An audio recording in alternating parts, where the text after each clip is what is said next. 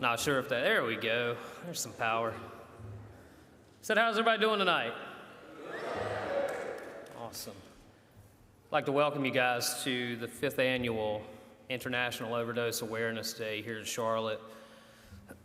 My name's Josh Bone. I have the privilege of hosting and hanging out with you guys, sharing some facts and helping to spread awareness, and most of all, helping to spread some hope. Just want to thank you guys all for being here, for making this event what it is. I've been present all 5 years, and each year this event continues to grow. And that's a good thing because the need for this event is overwhelming. As most of you know, the effects that overdose, that fentanyl, that drugs in general are having over this generation is profound. The people that we lose, the people that pass, the funerals we attend, those are things that shape our lives. And the fact that events like this are needed, that awareness is needed. You know, I choose to recover out loud. I choose to share my past and my journey like many of you do, because through that we gain power. You know, this stigma of addiction needs to be overcome because there's no type of person that addiction affects everyone. If you're seated here today, you're one of the fortunate ones. You know, I always kind of start the event by sharing some facts before we introduce speakers and things. Last year, 4,041 people passed in North Carolina from overdose. To me, that's 4,041 too many. Resources like the ones that were in our courtyard today need to continue to increase and grow. I would like to recognize, and as I speak and share, a lot of the pictures that are scrolling in the back are all from our partnered organizations that help make this event possible. New Beginning Sanctuary, Warren, thank you, Christiane, Carolina Center for Recovery, more people than I can thank, but Dion, Taylor, Russ, Alex, all of you guys, thank you for your support all of these years. Mary Ferrari from Emerald School of Excellence. If you do not know, the Emerald School of Excellence is the only recovery high school here in North Carolina. Phenomenal place. And Mary helped found this event. We have Ascend Recovery Centers, which will be opening next month. I actually work for Ascend as a clinical outreach liaison, as well as business development. We are excited to offer services to the Medicaid population here in Charlotte, which is going to be a huge deal and going to be a big thing to continue to help more people. Recovery Church Shelby, Jennifer and Andy, thank you guys for all of your contributions and for sharing the message of Jesus Christ that is found in recovery. And I need to look at somebody's shirt to make sure I don't miss anybody else.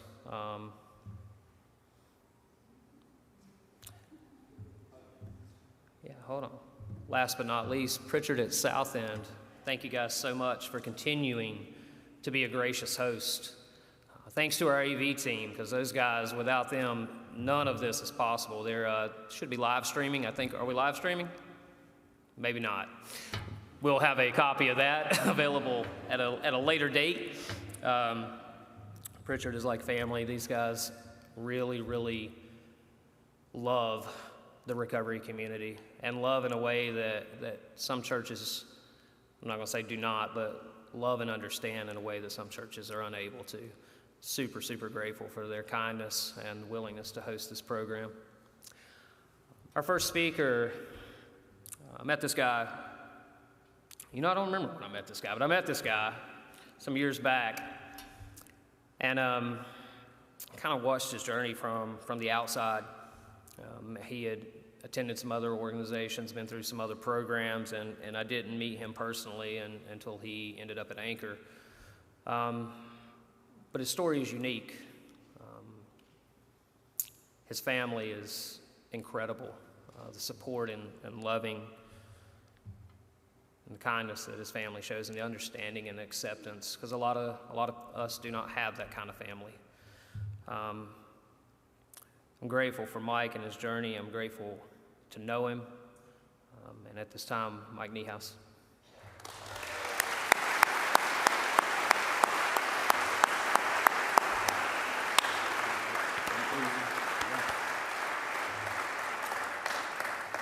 Thank you, Josh. I was hoping Jack would go first because I'm a little nervous, but I'll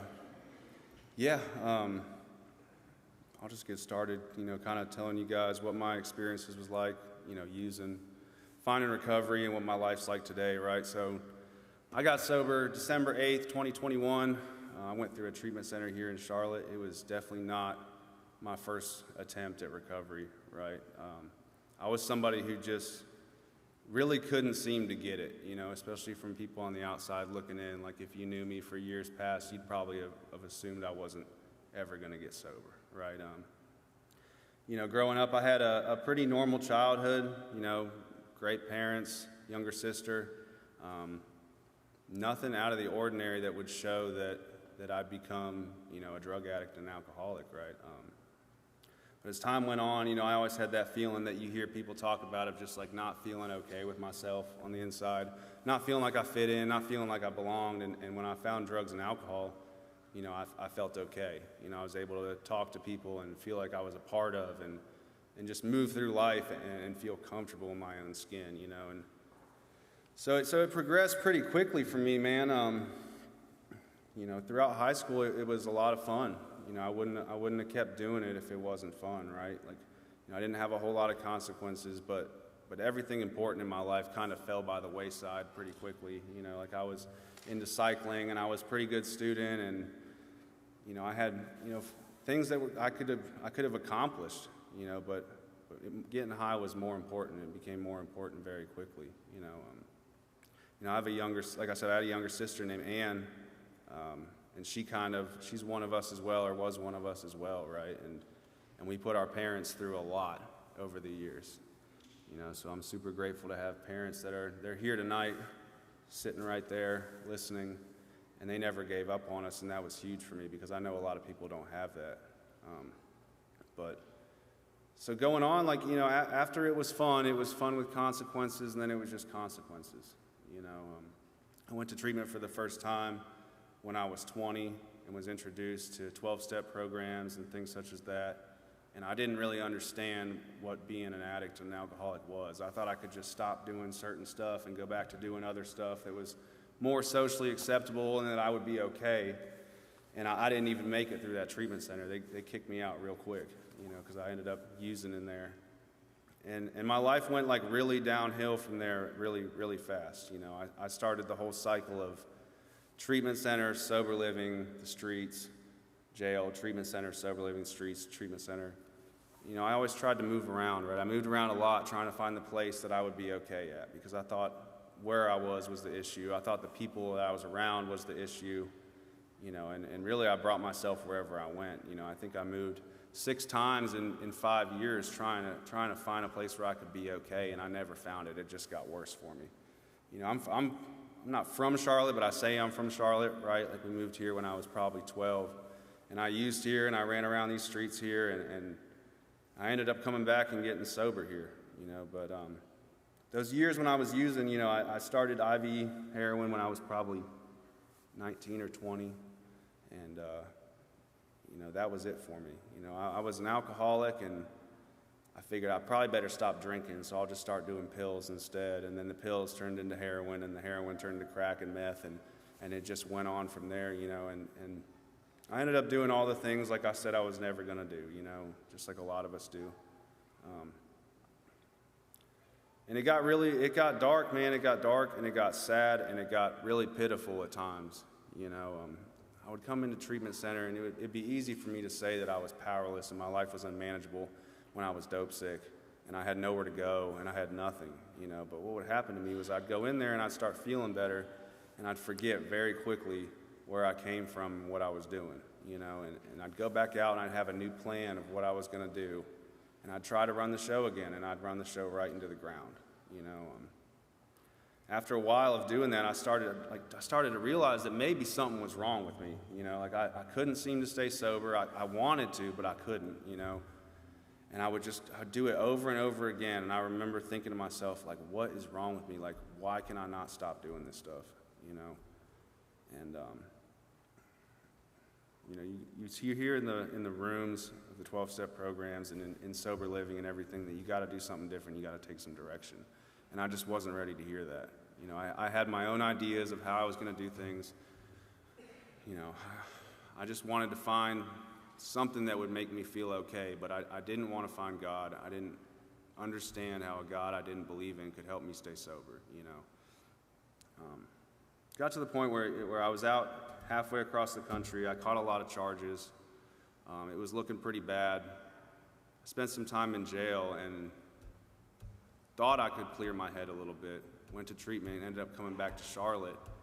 And even after like the worst 2 years of my life, I would say, I ended up doing the same thing again, you know. And I came back and my sister was here and her boyfriend were using, and I met up with them, and I ended up doing the same thing again, right? And, you know, for the next 2 years, I still came back and did it, right? And I would go to treatment, I'd come out, I went to a year-long treatment, I'd come out, and something just wouldn't click for me. But, you know, I like to focus on like the last run or so that I had. You know, the last 6 months I was using. I came to Anchor of Hope in 2020, and I spent 4 months there, and I ended up going back out. And my thought process was, you know, everybody was out of town. I was there all by myself. I'll just have one beer, right? And then I was like, that sounds really lame to drink a beer by yourself in a halfway house. So I'll just go get a 20 bag. And I'll do that, you know, and that 20 bag lasted me 2 days, and 2 days turned into 6 months, you know, and I couldn't stop. And it wasn't as bad for me this last time. It really wasn't. Like I had a job most of that time. I still had a car, which was unusual for me, you know. But that feeling of like emptiness and hopelessness, that spiritual bottom that you hear people talk about, like I finally experienced that. And it was just something that I couldn't deny, you know. I was exhausted. I was tired. Like I didn't have it in me to go do anything else, to go get anything, you know, to go get one more bag or one more drink or anything like that. And, you know, like I mentioned my sister, right, and she's not with us today. And, you know, how I can describe how I was when I was an addict was the last time I saw my sister was my birthday 3 years ago. And she drove up from Atlanta. She was working in a treatment center to come visit me for my birthday. We went out to dinner with her and my parents, and I was high, you know, and I sat there and we ate dinner, and I was there for maybe an hour, and I had to go. I had to go get right because I could not stand sitting there being sober any longer. And I didn't know that was the last time I was ever going to see her. You know, we kind of got to the point where I always kind of assumed one of us wasn't going to make it, you know, and I kind of figured it was going to be me because she was always able to get some time together and get some things back and, you know, do well for herself, you know, and I just couldn't seem to get it, right? And I think she was almost coming up on 2 years sober at that time, and I just remember getting back to my car after leaving and just bawling my eyes out because I was like, okay, she's okay. Her and my parents have a good relationship. Like, if I die, like, it's going to be all right. You know, they're going to be okay without me because I'm just a burden at this point, you know, and things didn't play out like that, man. After a few more months of using, I ended up going to detox, and COVID was running around rampant, you know, everywhere was having COVID outbreaks. It was really hard to get into treatment. I had to go to detox like 4 times in the last 2 months I was using. And I finally got into a treatment center here up the road, and I remember getting there and just being exhausted. You know, I was always the guy that could teach the classes. I could tell you what you wanted to hear. I could tell somebody how to stay sober, but I couldn't stay sober, you know, and I just shut up and listened for once in my life, right? And I heard all the things that I needed to hear before, but I wasn't willing and open enough to hear. And it was simple for me this time, you know. About 2 weeks into it is Christmas, and I got a call from my parents, and they said, we haven't heard from Ann in like 3 or 4 days. And I had a feeling that I knew, right? I knew that she was gone. And then the day after Christmas, I got the call that she was found dead in her apartment in Texas. And,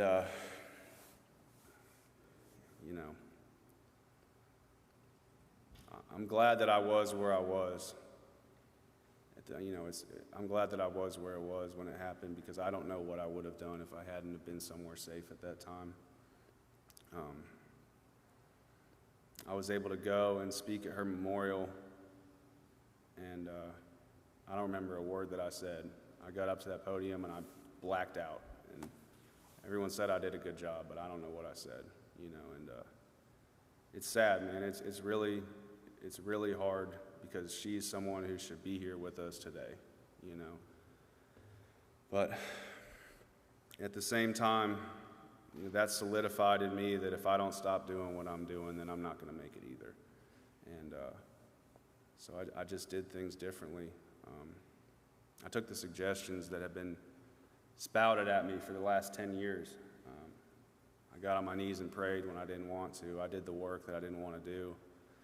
And somewhere along the line, I started feeling better. I didn't really understand it, but I knew that something was different.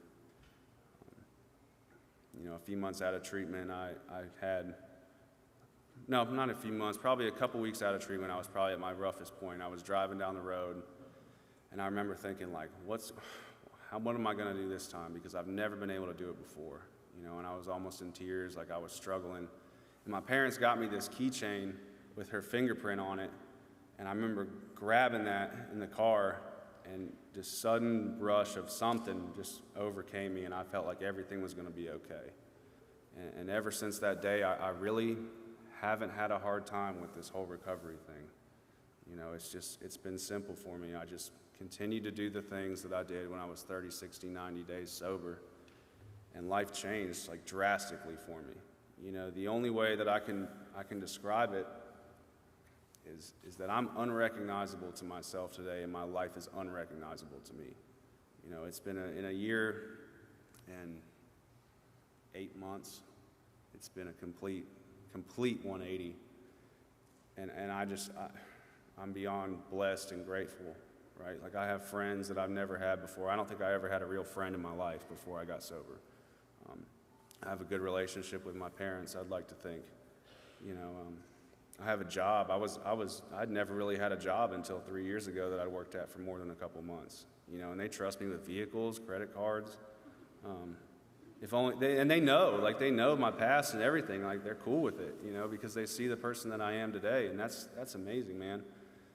And I catch myself being ungrateful at times, thinking I deserve more, thinking that it should be easier for me.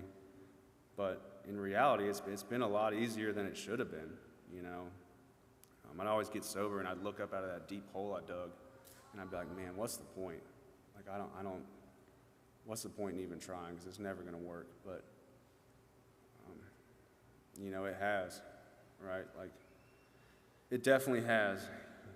I'm able to, I did sober living for 9 months. I was able to move out of there through the help of family and some friends. I still go into treatment centers and share the message of recovery. I still go to meetings. I still do service work. And it's just been simple for me, man. I'm really grateful that Josh asked me to speak. And for anybody in here who's lost somebody, know that it's okay, and they don't want to see you continue to do what you're doing. And I know that when I sit and think about my sister and I get upset, like, she's the type of person who'd be like, why are you crying? Like, don't be crying over me. And that makes me smile every time, right? And I know that she's watching over me, and she's keeping me safe, and she's watching over her friends that are sober and doing their thing too. So if you're in here and you're new, man, and you feel like you're hopeless, you feel like there's no way out, you don't have any plan, that's a pretty good place to start, because all my plans ran me right into the dirt. So thank you guys for letting me speak.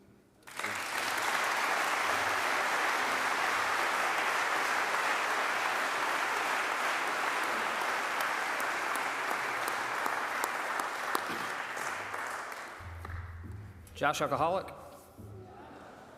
There we go. Now I feel at home.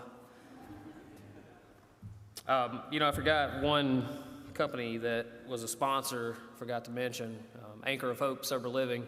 Maybe you guys have heard of them.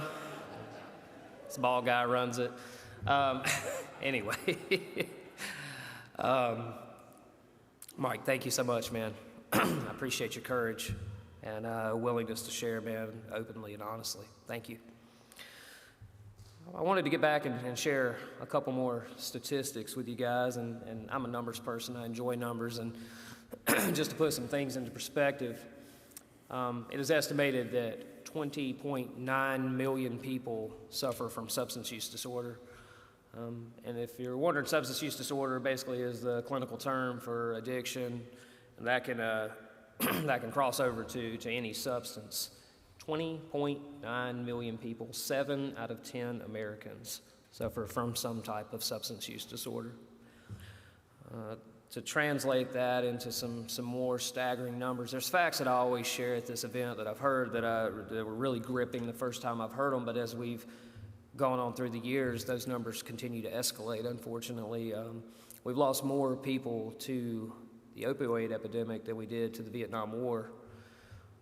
Most of us were not alive in the Vietnam War era, so that may sound staggering, but I have no clue how many people we lost to the Vietnam War. But what I do know is that the number for 2022 was estimated at 107,000 people in 1 year, nationally, just in the U.S. So to put that into perspective, that would fill Bank of America Stadium.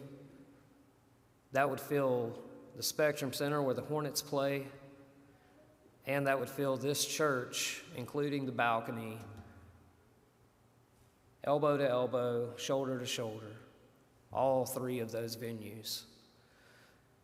And I don't know about you guys, but I can't imagine something so powerful that is capable of taking that many lives.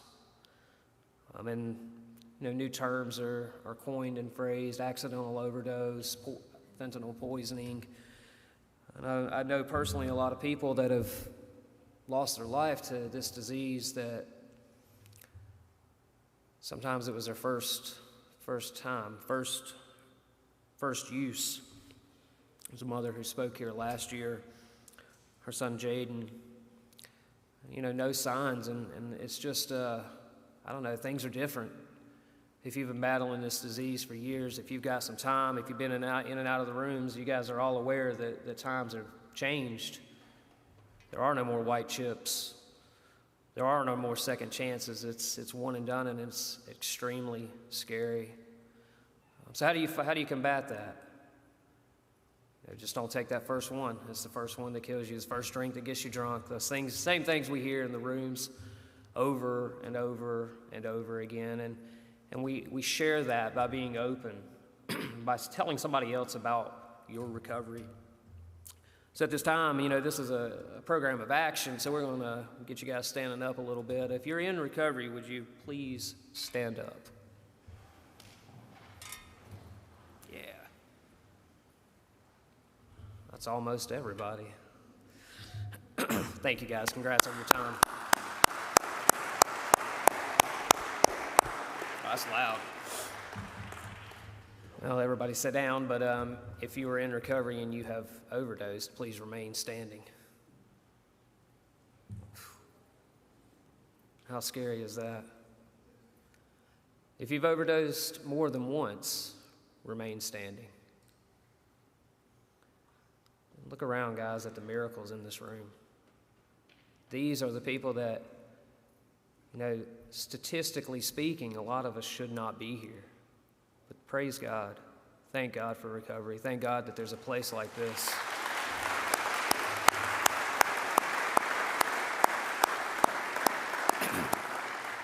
And I love seeing those examples. I love just the opportunity to share and speak and the experiences that I've had over the years doing this event, which is truly incredible. This is obviously our largest event we've had. I'm guesstimating over 400 people. We've had vendors from all over. We had somebody from Florida come in as a vendor. And it's just incredible to grow this community.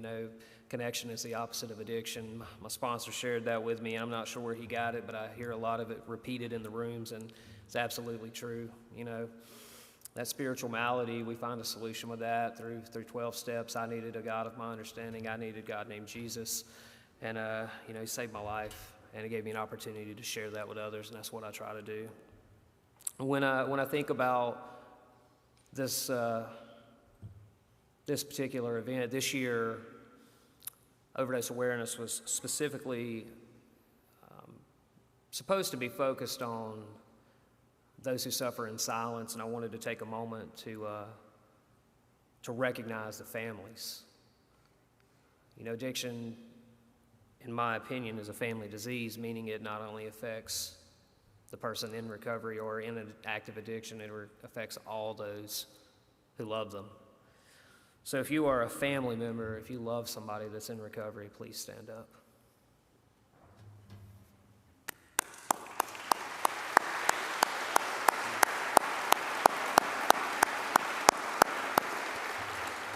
And you know that those are the unsung heroes. It takes a lot of courage and a lot of patience to continue to love somebody that has a disease that you don't understand. You know, no one has cancer and then questions why someone acts the way they do. But our disease, the disease that centers in the mind, it's very, very difficult.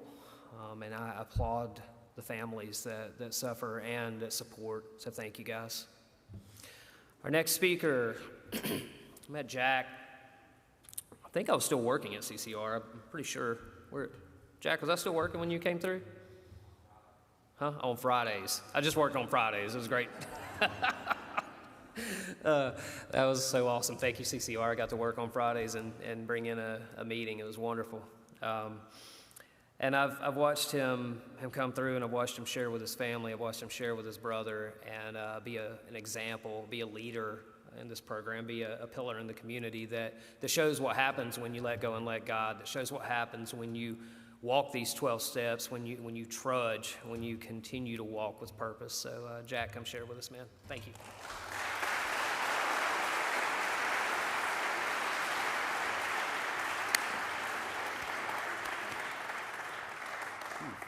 I was looking up there the whole time. There's a lot of people in here. I'm Jack. I'm an alcoholic and an addict. I'm not in a meeting, but I just feel comfortable introducing myself as that. My sobriety date is August 15th, 2021. I wanted to continue saying that, but I have a sponsor and I work, but we're not in a meeting. You know, I'm really grateful to be here, to have this opportunity to share some of my experience with the hopes that, you know, it helps somebody in here. It's honestly, it's a miracle. You know, if you would have told me a little over 2 years ago that I would have been doing this, I wouldn't believe you. I was sitting in a jail cell. I actually had a NA book in there. We were reading that and just really hopeless, not knowing what I was going to do. I actually did my intake to the treatment center I went to in jail. I remember that with the hopes that, you know, I was supposed to get right out and go there. I didn't. I took like a little week in between. You guys know how that goes. But, you know, I started off using at a pretty young age. You know, I had some older brothers, and they introduced me to drugs and alcohol, just like marijuana, and you know, we would drink and stuff. You know, and I always wanted to do what they did, you know. I remember my first time drinking, my older brother, well, maybe not my first time drinking, but my first time really being drunk. He had some friends over, and these girls were supposed to come, and he had like these two mixed drinks that you buy at the gas station, like Bahama Mom or whatever they were. And the girls didn't show up, so he gave them to me and my friend. And me and my friend both threw up that night. And my older brother Alex cleaned it up so my mom and dad wouldn't know. I was like 12. It was funny. But you know, so I went on. You know, and I had a great childhood. I have parents that love me, and I played sports, and me and my brothers did all types of stuff. There's nothing in there. You know, I was really blessed with that. You know, I remember getting introduced to opiates when I was about 16. I remember my first time taking one. You know, I can't say I had that feeling like Mike, where I felt like, you know, like I really enjoyed that feeling, but it wasn't one of those feelings where like, oh, I've arrived. But it was definitely something where I was like, I'm gonna do this again, you know. I didn't really know what I was getting myself into. I didn't know what you know, if I take those every day, I'm gonna get sick, and you know, I'm gonna be dope sick if I don't have this. I didn't understand that at the time. I remember my first time being dope sick, and someone older than me kind of told me what was happening. You know, I was like, man, I don't feel good. He's like, have you done anything today? And I was like, no. You know, and so by the time I was 18, you know, I was into opiates every day, and I started off with pills, and you know, I introduced to heroin and fentanyl, and I remember, man, I was 18, my first time overdosing.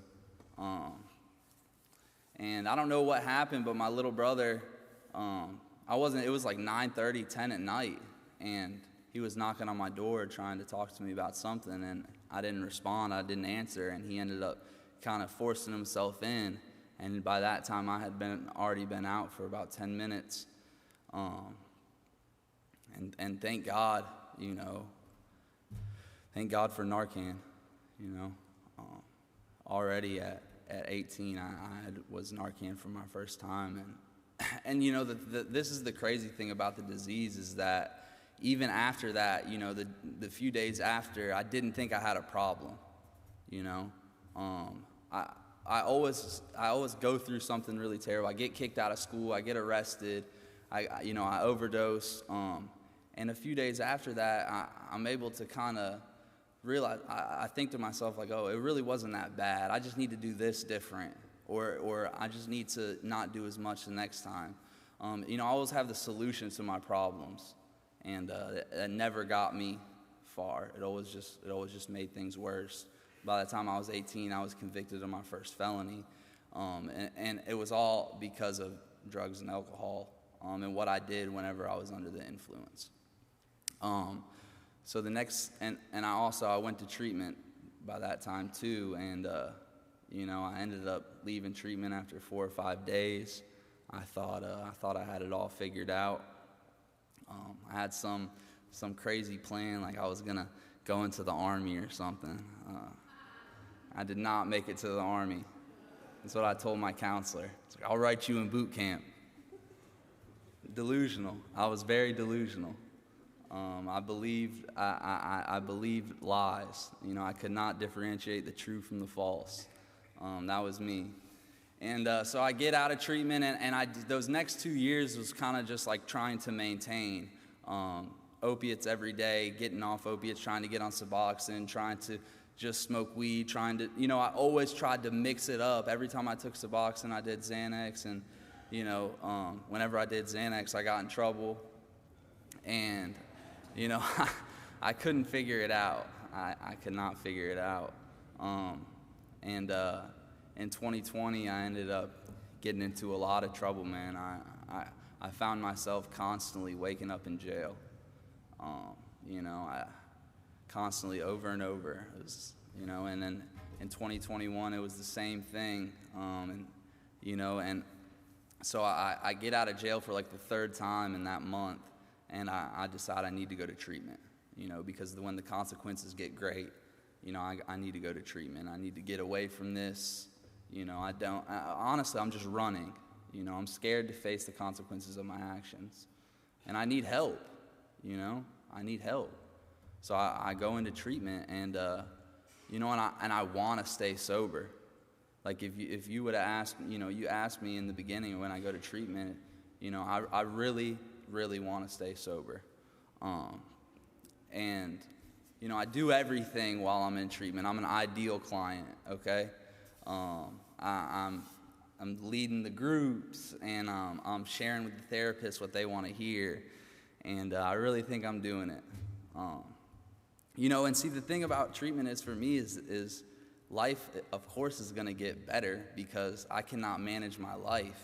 So whenever I go to treatment, they manage my life for me, and they tell me when to eat, they tell me when to sleep, they tell me when to go to meetings. So of course, life is going to get good, And by the time that treatment's, start, the 30 days are up, I have a big plan in my head about what I'm going to do when I leave.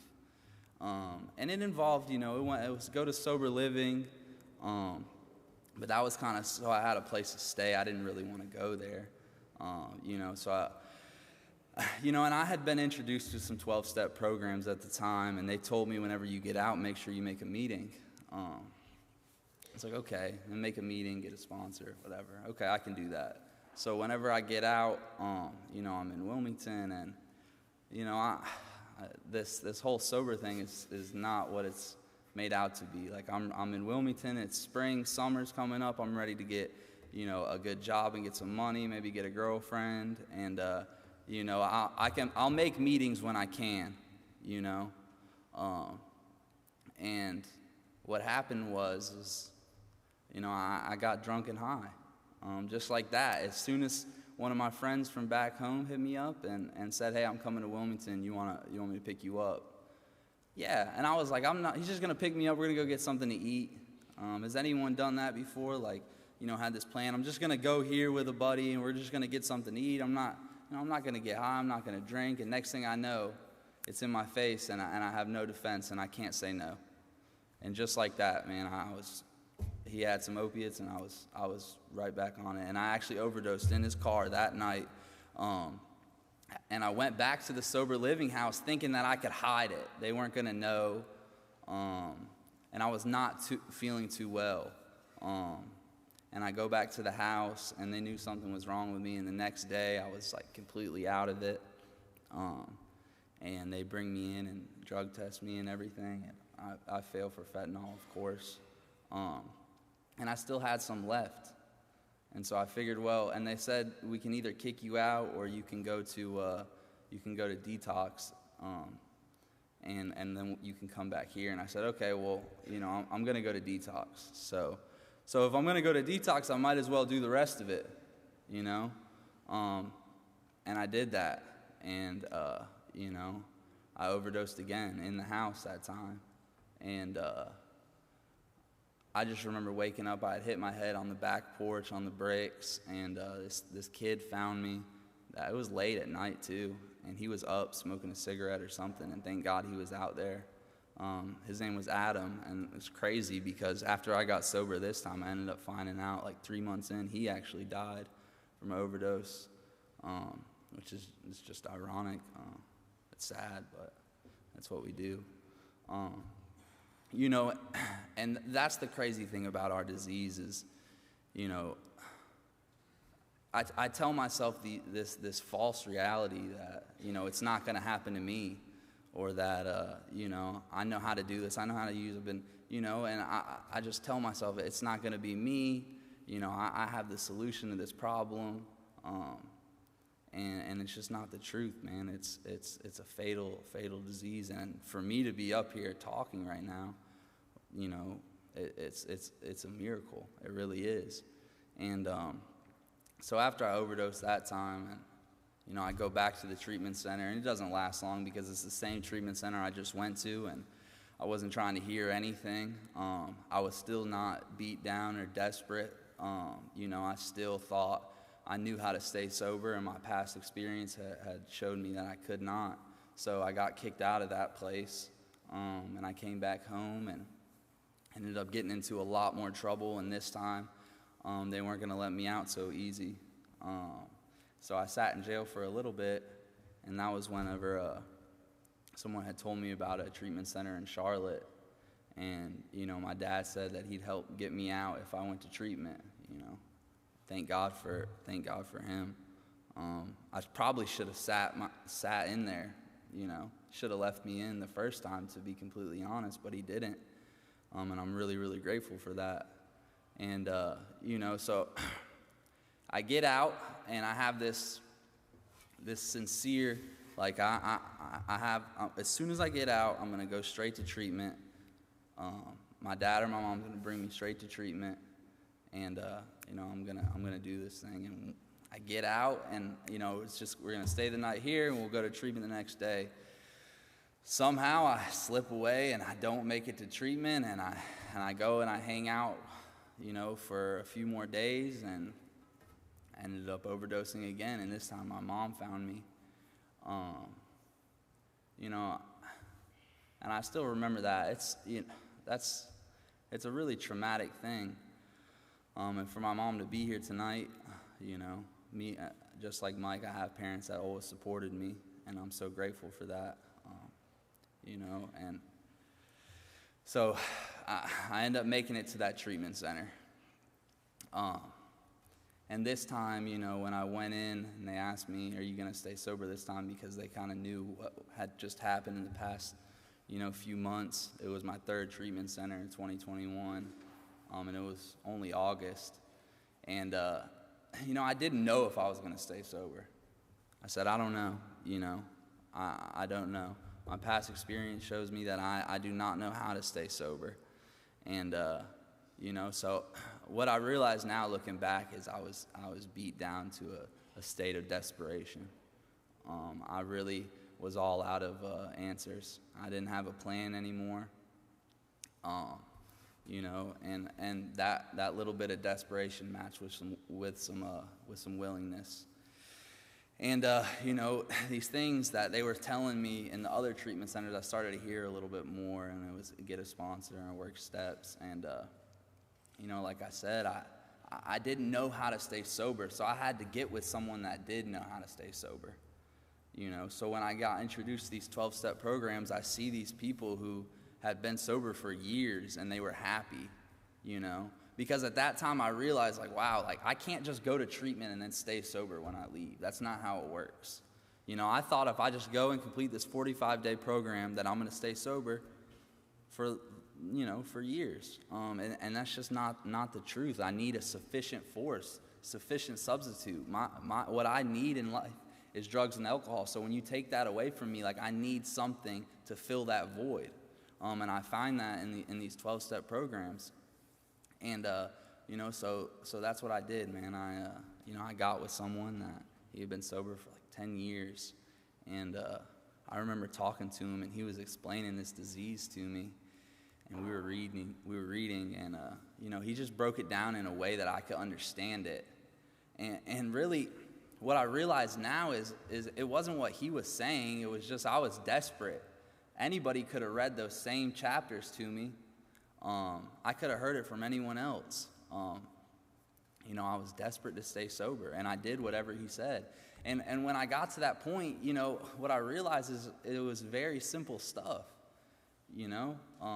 These things, the things that I do today to stay sober is really not hard. This is the easier, softer way.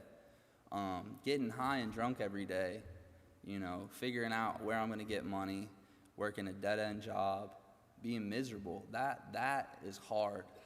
That sucks, living like that. It's terrible. This is the easier, softer way. So I did that. I took every suggestion he told me to do, to be honest. I can't remember one thing that I just didn't do. I tried to do everything he said.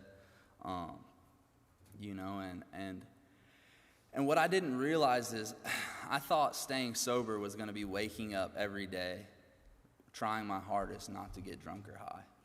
I thought every single day I was going to wake up and have to avoid, the liquor and beer aisle. I was going to have to avoid the basketball courts where they smoke weed. I was going to have to avoid all these things, and I was going to wake up miserable every single day. And the fact is that's not the truth. Honestly, I couldn't tell you exactly when it happened, but I'd say probably right around the 3 months mark. I didn't think about using it at all anymore. It just wasn't. I didn't think about using. I did not think about using.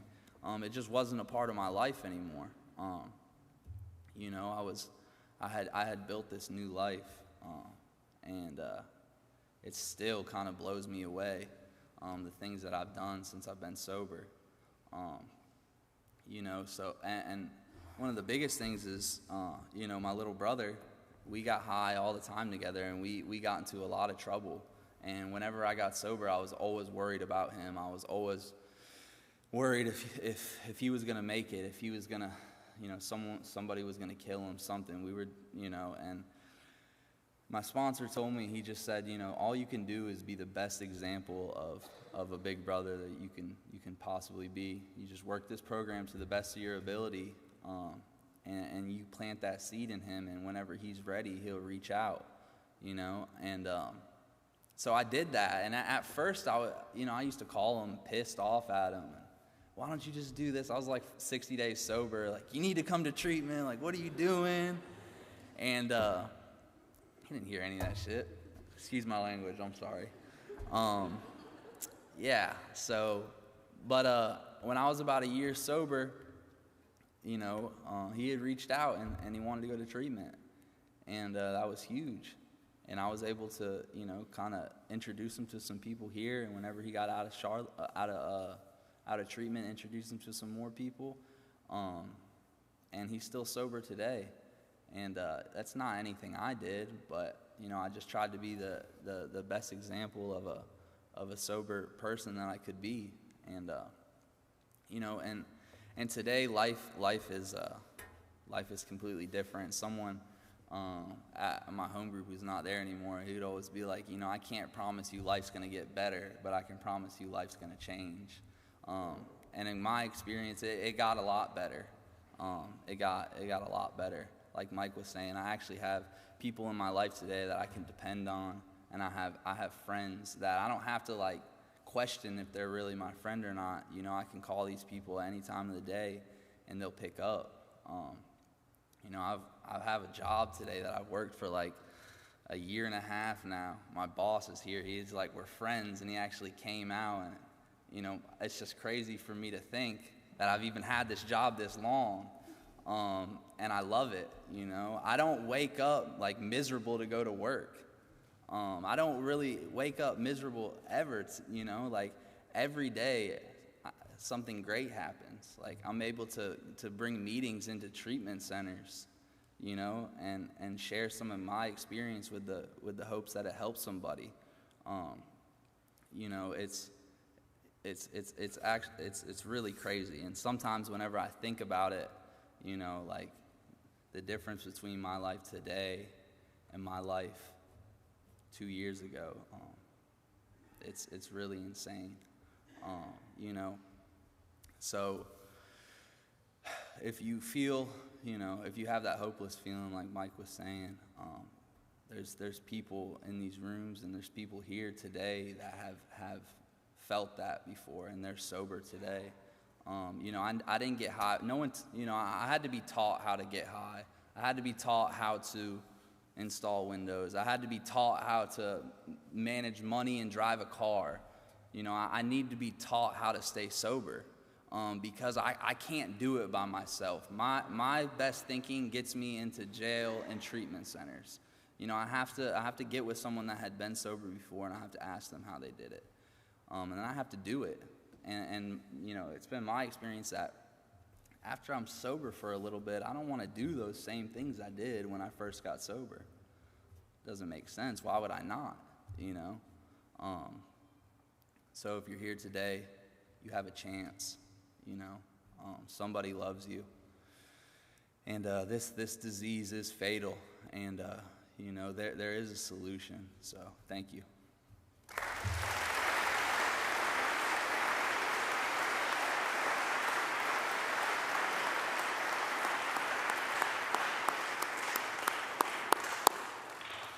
A lot of hope in this room. Whole lot of hope in this room. How many of you guys grateful to be sober? Woo! Wanted to recognize one more group of people. If you work in recovery, please stand up. Yeah.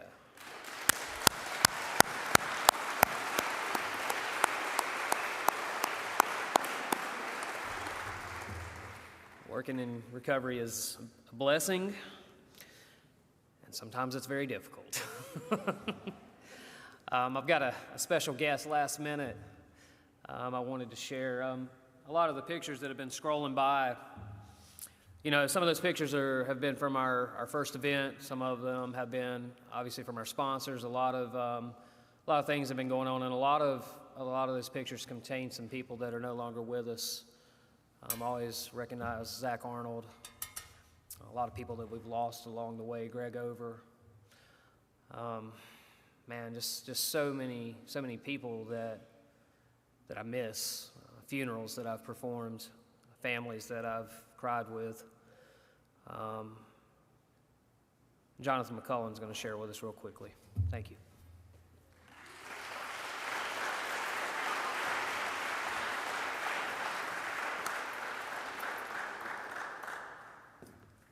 Hello, my name's John. I am the men's program director for Anchor of Hope Sober Living, which is cool. My sobriety date is 9/30/20, and I just wanted to share on behalf of the McCardle family about their son John, and also on the behalf of the Broadway family about their son Hunter and the impact that they had on my life. You know, it's thankfully somebody took the time out of their life to show me, like Jack was talking about, how to get and stay sober. You know, and you know, I'm really grateful today I had the opportunity to try and be a part of these two guys' lives. You know, and sadly they lost a fight with addiction, but their memory still lives on. You know, I remember a lot of early sobriety with these guys and the fun we had and the memories we made. You know, I remember the joy and the hope and the impact that they had on my life. And, you know, I'm forever grateful for those guys. And I hope that people in the audience today are able to see that even though we lose these people and these tragedies happen, that we're able to carry the memories of the people that we've lost to use them for usefulness. You know, we don't remember them as a tragedy to overdose, but we remember them as the happy, joyous, loving people that were part of our lives. You know, and I have so many good memories with not only those guys, but many others, right? In the time I've been able to help Josh and Jennifer Bone run Anchor of Hope, man, I've had the opportunity to witness a lot of people come in and out. I've been able to watch, you know, a lot of miracles happen, you know, and I'm really forever grateful for that. So, you know, if, like Spence said, right, if you don't think that you can do it, you can. And if you're here today, you're sure a miracle. And that's it. Thanks.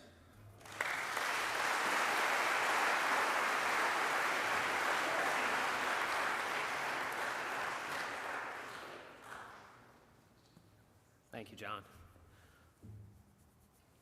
I have a raffle number to read, I believe.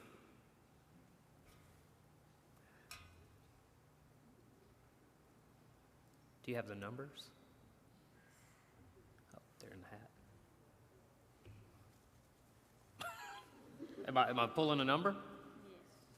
Yes. You pull a number, here.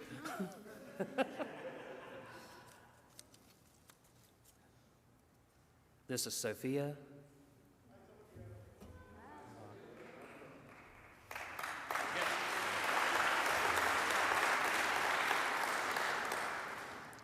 The winner for today is number 381021.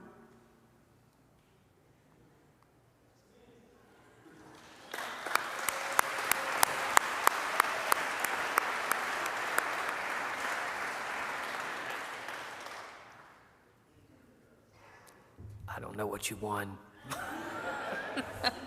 but you won something. So, you know what we all won today? We won an opportunity to be clean and sober, an opportunity to live another day. And you know, there's a lot of people that probably are going through our minds right now that would give anything for that opportunity. A lot of families that would like to have that loved one sitting next to them.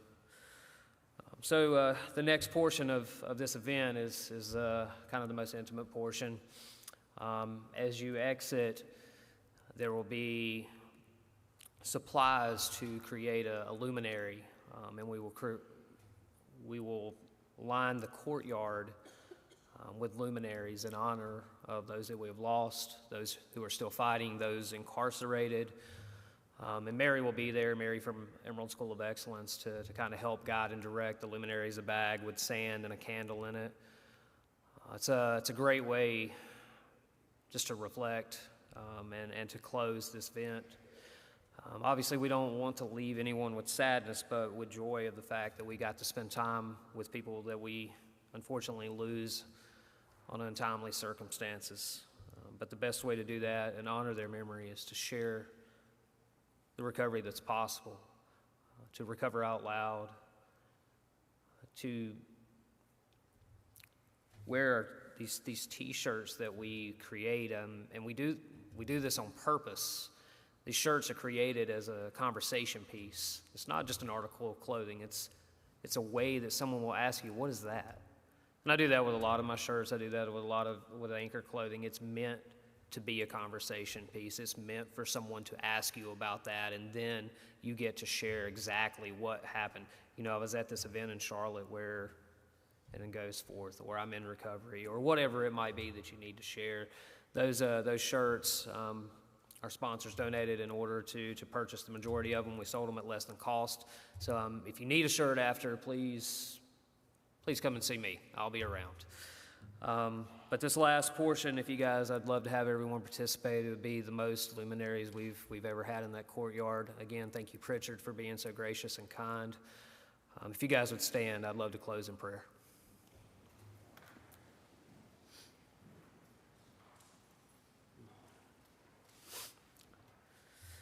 Dear Heavenly Father, God, come to you with gratitude for another day, an opportunity to celebrate, to remember, to ponder, to remember the joys of those that were with us, family, friends, loved ones, roommates, those we met in rehab, those we meet along this journey, God. Grateful to you just for another day.